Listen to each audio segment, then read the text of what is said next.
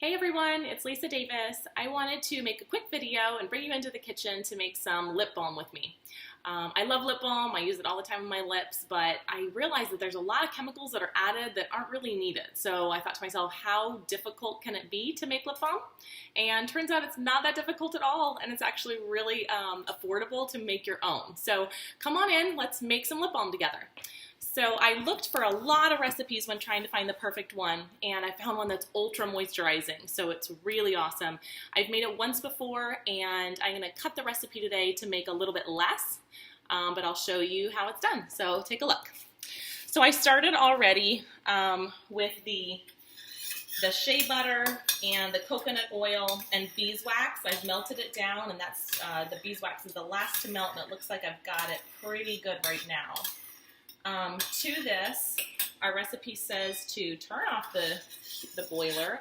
We're going to add in some vegetable glycerin, some very natural vegetable glycerin. That's just less than a 1/4 teaspoon. All of this is so small, and it's going to yield a decent number of lip balm, so that's really awesome. We need a 1/2 tablespoon of avocado oil. So let's add that in, just a 1/2 tablespoon of avocado oil. This is after you've turned off the heat and removed it from the heat source. So I just removed it from the heat source just now. We're going to add those. We're going to add a couple drops of vitamin E because that's really good for your lips. And that's about it. And then we're going to add some essential oils because we want a lip balm to have some type of really nice flavor, right? So for this size recipe, you'll notice that I really don't even have a lot in there. Well, you can't even see it right now. You're going to see it when it goes into the tubes in just a minute. I'm going to do Stress Away, which has a vanilla type of smell, along with some lime. 2, 3, 4, 5. Let's do 6 for good measure. And then I'm going to add some peppermint, because that's really great. It has a little bit of a cooling effect. 3, 4, 5. Awesome. So I did 6 and 5. Who knows? None of this is an exact science. I like to take a recipe and follow it pretty well and then see how it goes from there. So I got these tubes off of Amazon. These little chapstick tubes came out to be about 30 cents a piece, and they're ready to go and ready to be filled. And I hear this stuff hardens quickly, so we need to get going, and I need to stop talking. So let's go ahead and fill these babies up and see how it goes. Wish me luck. I'm going to try not to make a huge mess. Ooh.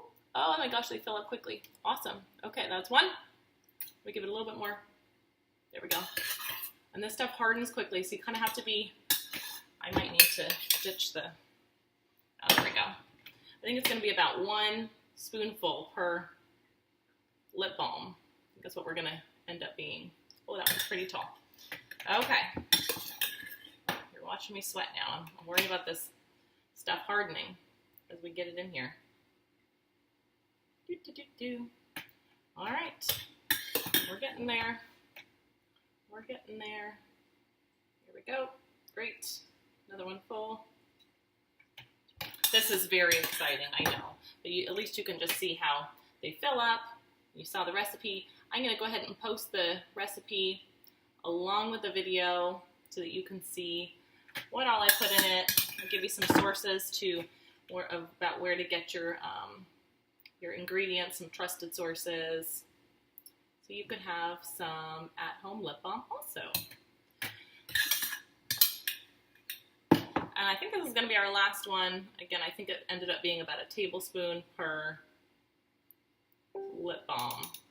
So let's see how far we go on that one. I think there's just a little bit left. Let me get this little extra bit into my tubes. There we go. All right, I managed not to make too big of a mess. And it looks like we ended up with 8 tubes of lip balm. I'm going to let these set and then probably put a little label on them, and they'll be good to go. So that is it. That's lip balm. I'll put the caps on in a little bit. but I hope you enjoyed. Again, so we used a lot of really natural products that you can pick up. I get a lot of my stuff from Amazon because we're Prime members, we're a Prime family, and it comes to us with no shipping. So that's where I got these little test tube stands. When doing my research before making them, I heard that it can get a little bit crazy with the tube standing up and trying to get it in, so a lot of people suggested that, and that was about $3. And then I got the metal funnel because I knew that I couldn't necessarily get my lip balm into those tubes really accurately, so that really helped.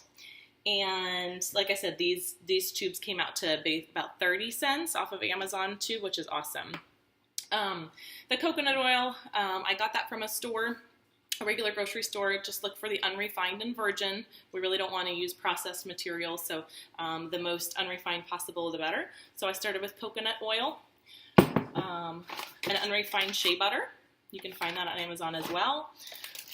Some pure beeswax. Make sure there's no processing involved there. All natural stuff. We put in some vitamin E, some vegetable glycerin. Make sure that's not from a petroleum-based source. And then some avocado oil, which is really good for moisturizing. So we're going to have some really awesomely moisturizing lip balm. And then, of course, I used our essential oils from Young Living. You can switch it up. The first time I did this, and we did the little pods, we did Citrus Fresh. So that was really nice, kind of a bright and invigorating kind of citrusy blend, which is great. But it's all up to you.